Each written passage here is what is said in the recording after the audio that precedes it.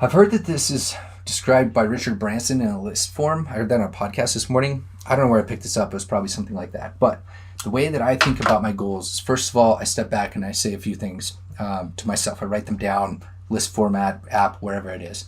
What I do, let me see if I can switch over here. What I do is I break it down into four quadrants. I think about what are things that I'm good at and things that I like to do. And then I look at what are things that I'm good at that I don't like to do. And then I look at what are things that I'm not good at that I do like to do. And what are things that I'm not good at that I don't like to do. Yeah, I said that right. And this sets you up with a quadrant of different skill sets, different things that you like to engage in. For example, I like to engage in snowboarding. I'm pretty good at it, but it's not something I'm going to get paid to do. That's not on my goal list of things I want to achieve and be able to do as a profession, but it's something in that bucket, right? There's other things, behavior analysis. I think I'm pretty good at it in different aspects, different contexts, and I enjoy doing it. But there's other things like things that I don't like to do and I'm not good at. Accounting is a great one. So I'm spending some time at the end of the year reflecting on my business and looking at things, and accounting is not something I enjoy doing. There's no natural reinforcers there for me. But also accounting is not something that I'm good at. I can do the bare minimum I need to not get in trouble with the help of an accountant, right? But when I'm thinking about goals and things that I want to achieve and establish, breaking them down first in these four quadrant sort of model really has helped me out. Because what I can do is I can start to break down the skill sets, the actual skill sets that I need. I can present this to somebody else, like a colleague. I can say, hey, I want to achieve X. Here's what I can do. Here's what I can't do. And it at least sets the foundation for a few different conversations. First of all, are you really motivated, through natural reinforcers and whatnot, because you have the skill set or not, to be able to do these sort of things? And then the skill set discussion. If you don't have that skill set, well, if you really want to achieve that goal, then you might be spending some time developing that skill set as a prerequisite sort of goal to that larger goal. So I'm going to talk about some of my goals and I'll try to break those down for y'all. But those are some of the things that I try to do when I try to form my goals, and whether it's a New Year's resolution or not. New Year's resolutions, we know that these things don't work. It's all about behavior change over time, setting up contingencies and maintaining them. And for me, to kind of rewind here, when I look at goals, look at the new year, I'm looking at, first of all, what it is that I'm trying to achieve. Breaking down those quadrants or those lists of the different things that I'm good at, not good at, motivated to do, not motivated to do. And then what I do is I understand that my way to actually achieve those goals, if they're in smart format or whatever, is to be able to set up verbal rules for myself that'll help motivate me to follow that sort of stuff. There are these verbal motivation operations.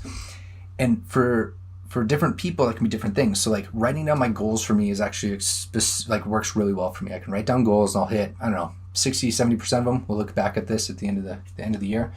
But there's other things that help me too. I can listen to motivational videos, speeches, things like that. And that can be extremely fascinating on how it affects my behavior. So if I cue that up first thing in the morning, drink some coffee and listen to a motivational video, it could be 3 minutes, could be 20 minutes, somewhere in there, I can engage in a whole lot of value-directed behavior as a result of that. It took me a while to realize this. And it's something that I can program in. It doesn't work all the time. It's one of my strategies. And what that is it's that Tourniquet article that I had talked about. This one that's shown up over here. This Tourniquet article was really helping me put a framework conceptually as to how do I motivate myself. Okay? So thinking about things like this is where I'm kind of approaching, I guess, when it comes to having goals, New Year's resolutions, setting goals. And again, this isn't a New Year's thing. I do this darn near weekly. I kind of look at what I'm doing and achieving my goals, resetting them, et cetera, et cetera. So what else? I'm a big fan of public commitments, things like that. Not always on the internet, so I'm going to say some public commitments on what I'm going to do this year, but I'm not going to spend too much time on it or spend too much time sharing ones that are personal to me, because they're personal to me. And then I think the last key component that I really like to talk about is one of the most important things that you can do is you can set up a review time. This could be with yourself, could be with others that are close to you, but set up a time to review those goals. It's something I do every week, ideally on Sundays if I can. I just look back and say what worked, what didn't work, and I adjust off of that data. So that's kind of been one of my fun ways to kind of approach New Year's resolutions, goals, and things like that. And that's kind of a prerequisite before I get into what I'm going to achieve, if anybody's looking for those sort of things. So for this year, 2021, I've got a few things that I want to work on doing. So 2021 goals professionally. First of all, what I'm looking to do for this channel. So this channel here, so just kind of riffing off of stuff. When I look back at this is fantastic. This is really cool. This is 3 years of work, like 3 long years of work.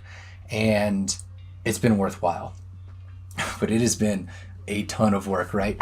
It's pretty cool. I mean, you always got to step back, look at accomplishments. We've got 7,200 people that are here.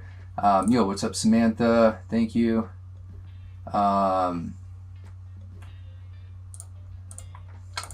don't have something for the quadrant, but I could share with you later. One of my things I'm going to share is like one of my goals that I'm going to try to do to be able to achieve these sort of things and provide tools like that. So looking back on the daily BA, sorry, I forgot to like look at the comments over here. I'm doing that better now. So one of my goals for the daily BA, like I said, was to try to see if I could set up a live stream format. Now, this live stream format is just because I got the gear from live streaming some events in the past. I haven't been doing anything with it. It develops a different skill set. Like you can hear me trying to like monitor how fast I'm speaking.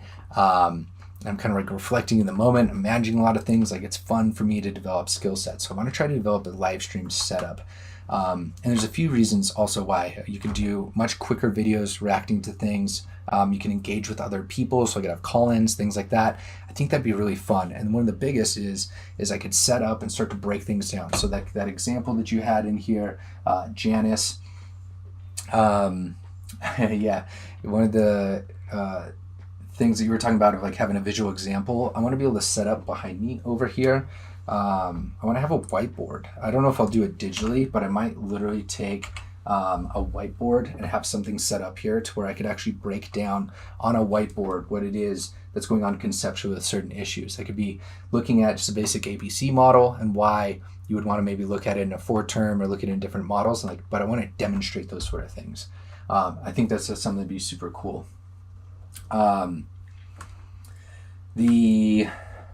Janice had a question here kind of related to goals. What do you tell yourself when you fail to meet your goal? When I fail to meet my goal, it's environmental circumstances. It's hard. Like it sucks when you don't hit the goals that you want to hit, right? But we're a product of our environment, our learning histories. Yeah, you can't take it personal, even on yourself. And you have to analyze the situation around you. When you fail a goal, you might not be able to do that right away. It might even be hard to step into. But a behavioral analytic perspective is that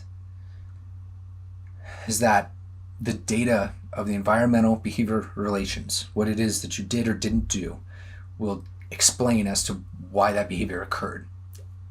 With that knowledge, you can then alter your environment and set yourself up for better success. Doesn't mean it's going to work every single time, but through a lot of this sort of behavior, for example, like this YouTube channel, a lot of little failures on audio, lighting, visuals, editing, all sorts of little things are ways in which I've failed, learned from the data, and move forward. So I hope that helps. So some of my professional goals, like I said, live streaming on this platform, playing around with this a little bit, helping and interacting with other people. Live, you can connect with other people that are listening. That's totally right, Samantha, 100% agree. Yes. And what else here? Okay, so a few things. Reviewing some of my goals here. Typically what I do is I try to set like a number of videos that I'd like to achieve on the channel. I've never said that publicly, but for example, maybe it's like I want to post 100 videos this year or something. That got wrecked with the pandemic last year, completely wrecked. Messed up my process. I usually went to events, recorded with a lot of different people, whoever said yes, cut those up, edited them, and shared them at another time. I supplemented with things that were my own words, things that I thought were, knowledge, skill sets, abilities, things that I had that I could share on the channel. But it's super weird to, if I'm honest, this year, sitting in largely this one studio space by myself, without interacting with others. It's just very hard to create content, and you're in a you're in like a silo where it's actually pretty risky that if you make something, it might be off in some sort of way, whether small or big, because you just don't have others interacting with it. And so the process that I had last year completely got wrecked. I'm going to continue to upload those sort of things, but I think live might bring some sort of value to the community and alter what I could provide people value-wise. So if you have any ideas over here in the chat, I would love to know what those are and pay some close attention, because I want to rethink this channel a little bit. What else here? So yeah, live stream, gonna add that. My process, I'm gonna see what I can do to do a little bit more. I'm maybe doing some call-ins, some like interviews that are live with people in a format that kind of looks nice and clean like this. But then I'm also going to look to be doing as much content as last year or more if I can. And I can review some stats and things like that a little bit later. So that's one of my 2021 goals professionally. Now I can break ground. I want to break ground on the new On Location project. So this is outside of this channel, but I've shared it quite a bit.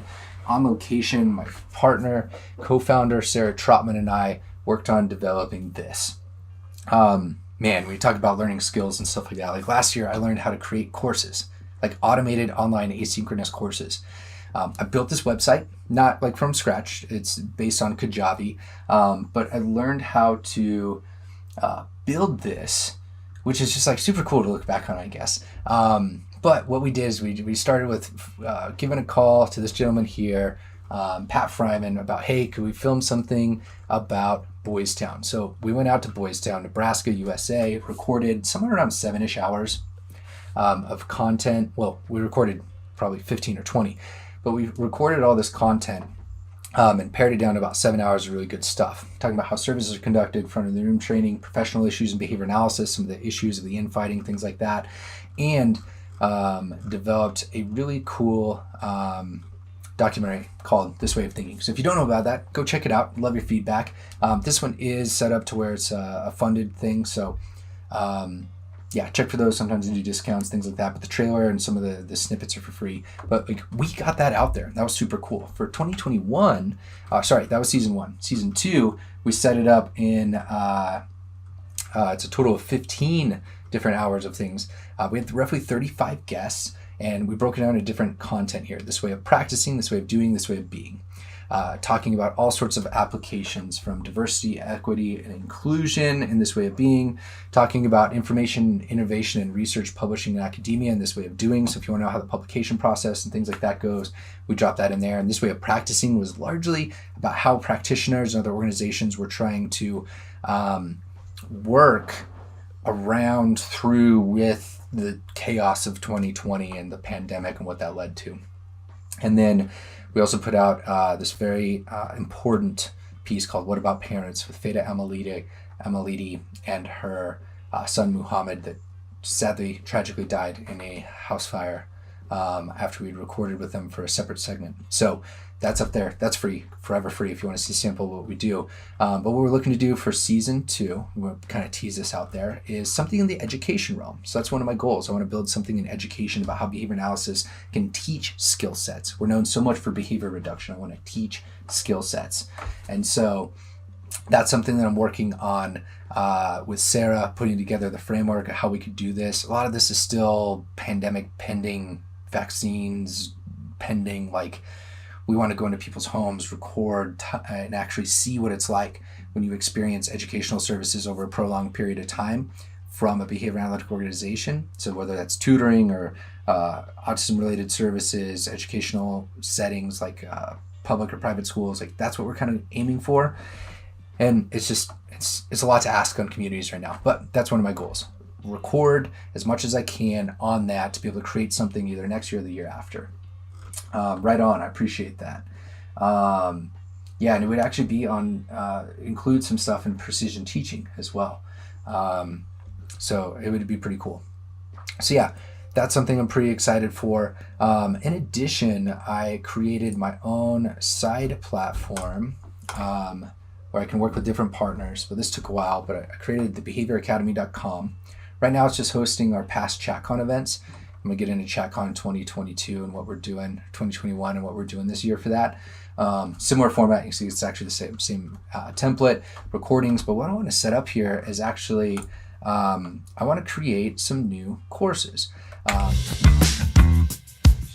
Sorry, wrong button. I want to set up 4 different courses for behavior analysts. So this is technical jargon for behavior analysts. First of all, self-management. Some of the things we talked about was setting goals, monitoring behavior, etc. Those quadrants that you asked for. Janice, those are things that I want to create. In addition, I want to talk about things like self-reinforcement. Self-reinforcement's a complete myth. You don't reinforce yourself. It's a very weird thing. And conceptually, if you think about it a different way, it's easier to kind of change your behavior. So those things, I want to package that into something. I also want to package an introduction to the Beyond the Task List. So the task list from the Behavior Analyst Certification Board says, here's what you need to be able to be an effective BCBA. Asterisk, more effective BCBA in autism spectrum disorders or other similar clientele. What I'd like to do is say, hey, here's everything beyond the task list that I found really useful and helpful, and package that into a course so that people coming out as like a freshly minted BCBA or curious about what behavior analysis has to offer outside of what's on the task list can just kind of skim, check that out, listen to some video content, and find something interesting to maybe go pursue. Basically just putting on a pedestal a lot of the great books and things that are behind me in a consumable format that says, hey, if you're interested in this, go check this out. So that's something that I want to do. Lauren, yes, they totally can. Yes, they can. Oops. I keep hitting that button. My apologies. Okay, so things we're working through as I start to learn this live stream setup, right? So I want to do an introduction beyond the task list. I also want to create something for social media and behavior analysis. The reason being is I was asked this past summer to work on a essay, chapter, something that's going to go into a book. I don't know exactly what to call it. It's an essay. It's somewhat peer-reviewed through editors, not like a peer-reviewed process, but it's a collection of a bunch of different essays, points of view. That'll be out next year. I actually don't remember the title, publisher, those sort of things. Other people are handling it. But during that time, I really dove into social media, a lot of different aspects, whether it's different platforms, how they work, or larger issues. And we're talking about things that are highlighted in Netflix's, or the social dilemma and these other things highlighted on Netflix right now, right?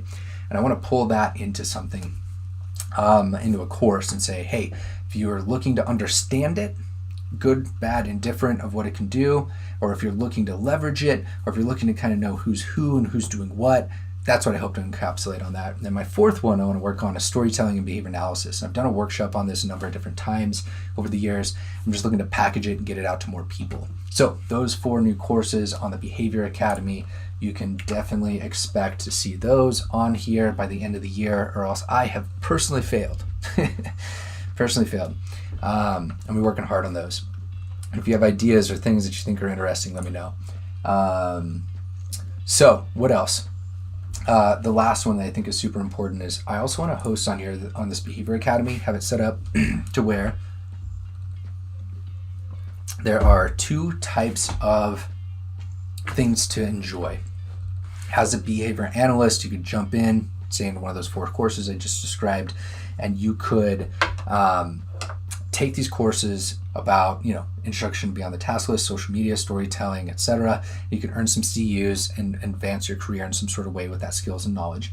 Or what you do is you could hop into one of the courses that are made for just to be perfectly consumable. So I want to make a self-management course with no jargon, or very, very, very little unless it's necessary. Teaching a framework to anybody out there. I mean, you have a prerequisite skill, being able to consume video content, write and interact online through comment sections, stuff like that. But I want anybody to be able to take this and leverage it. So it's taking what behavior analysis has to offer and pushing it out there, as, I don't know, just an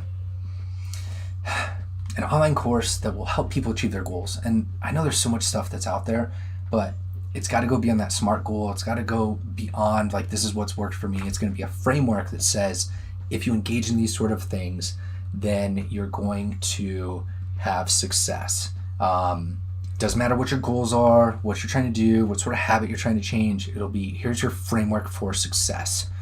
It won't be perfect because there's sometimes different strategies, different life circumstances are going to be hard, and we're going to have other people helping dissect those sort of things. But the framework of how do you make database decisions and how you understand your behavior motivates other behavior, like we talked about earlier in the stream, those sort of things are things that I'm going to package in there. So hold me to it. My first real dissemination course that I'm going to put out there for non-behavior analysts.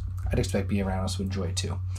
And then what else? There's a few things. So I've done some help on creating courses for other people. Let's see. This is under like a lockdown right now, but I've been working on my own website to tell other behavior analysts what it is that I can do to help them.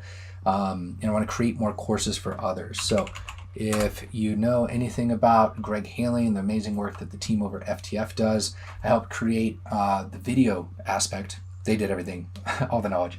I just did the video aspect of helping make these sort of things for them. To be able to help disseminate specifically these few courses here, the SBT, the practical functional assessment, etc. Which, fun fact, if you're a Patreon supporter of the Daily BA, then you can actually gain access to these, I think for $50 off. So just fun fact, you hop over to my channel, support a little bit, you can save some cash over on theirs. It's really fantastic. But I made these. There's actually a really impactful, beneficial thing. I've got a testimonial from Greg that I didn't even ask for. He just shared that on like why these this format of online courses really helped him. So I'm looking to make some more of those. Pretty stoked about that. And then what else? I'm also going to help with one conference based out of Canada, help them kind of get their stuff going. Now, a couple other goals that I want to kind of put out there publicly that I want to work on. I also am in partnership with Tag Teach International to hold the Convergence of Human and Animal Training and Technology, or ChatCon. It is a virtual conference this year. We have it up. We have a fantastic line of speakers, and I'm super excited. If you look here, a bunch of them are listed, chatcon.com. This is something that I tested out. We tested out in 2018, really good reception. We tested out again in 2019. We took a year off for 2020. We thought the election cycle and stuff was just going to be like a little crazy. Turns out, really glad that we didn't do it. But just because it would have been chaos. But we have a really fantastic lineup here. So you can see we have behavior analysts, we have tag teachers, we have people that are totally outside of the field. Like this one, animal care director and lead behaviorist at Neuralink. If you don't know Neuralink, go look them up. It is unbelievable. All right. What's going on there? And just a whole slew of people, game designers, video game designers. That's what I meant there. Surgeons, MDs, our registered nurses, just a ton of people with a wealth of knowledge in behavior analysis and influencing behavior coming together. So we're going to host that. It's going to be great. Hope it's going to be super amazing. And then I have a bunch of really small goals as well. So I've got a bunch of different goals that are in a bunch of different areas. So books and behavior analysis, got a few that I want to read, but I have a lot of financial books that I actually want to read. So I'm being exploring there. Technology in general is fascinating to me. Like I'm live streaming right now. I have my professional life is also like recording things like this. I don't know how any of this stuff works. Like I don't know how anything actually works because I don't understand technology. Like I can make it work and deploy solutions, but I don't understand like the ones and zeros and that side of it. I don't need to be some sort of coder or some sort of computer scientist. I just want to have a basic understanding. So I'm gonna spend some time there too. Also, I think it's really important when you combine, like I was saying, I want to learn more about finance and those sort of things and technology to be able to set yourself up for the future to make sure things are all right. For yourself, that's something that I want to make sure that I am always being as safe as possible. So crazy things like quantum computing that's coming is going to make it to where everything that's encrypted right now does not actually work. It's no longer safe and encrypted. So when your messages, your streams, any of your data on your computer, like that's no longer going to be safe with quantum computing. Now you can go about that in different ways, but these are the sort of things that I'd just like to know a little bit more and be ahead a little bit. So I'm gonna learn about technology. And then lastly, I've got some more things I want to learn about videography, working these cameras. This thing looks a little crazy, but yeah, I've got some more to learn about these little things that I just haven't mastered yet. So I'm gonna spend some time there. So personal goals, if I kind of shift into 2021 personal goals, the things that I want to work on doing, I'd be curious too, like what are some of your personal goals this year? And I'm gonna share some myself. So these aren't super specific, not to bore you with them all, but they primarily center around really health, education, and experience with loved ones. So when it comes to health, it's the only thing that it's the first thing that matters that allows you to do other things. So I've got a bunch of things when it comes to regularly lifting weights, engaging in some cardio, and some fun outdoor things too to just help keep myself healthy so that I can do all these other things that I want to do. It's one of my biggest concerns actually or worries is if like I'm not healthy. Because without that, you can't do other things. So yeah, I've got a lot of health goals, got some education goals, learning, like I said, different things in the camera basics. I got some courses and things like that I still have to finish. Some things in marketing that I want to finish learning. Like I said, in finance and stuff that I want to learn. So there's a lot of education related goals. Like I just like consuming a ton of content. And then the biggest one really is experience with friends, colleagues, loved ones. That's, I think, what I'm missing most out of 2022, 2020 as well. But those are the most important things. In a weird way, silver lining of 2020 like reminded me of that. By being socially distanced and such, just how valuable those are. But I just want to keep engaging in them there. So I've got a whole list of things that I want to be present for, be a part of, safety pending and as much as I can, whether it's virtual or in person, depending on what happens the next however many months. So we got to pass the exam here. That's a good goal. I want to pass the exam. Sweet. January 22nd, begin your career. That's awesome, Lauren. Heck yeah. I love that. And then what else? I've got one other that I want to kind of put out there, but my student loans, I need to publicly state that I need to pay those down significantly. I kind of deferred that for a while because I was investing in my career in other ways, and it's time to work on those. So I'm gonna work on doing those. So that'll kind of wrap up this segment. I'd be curious if anybody else has any goals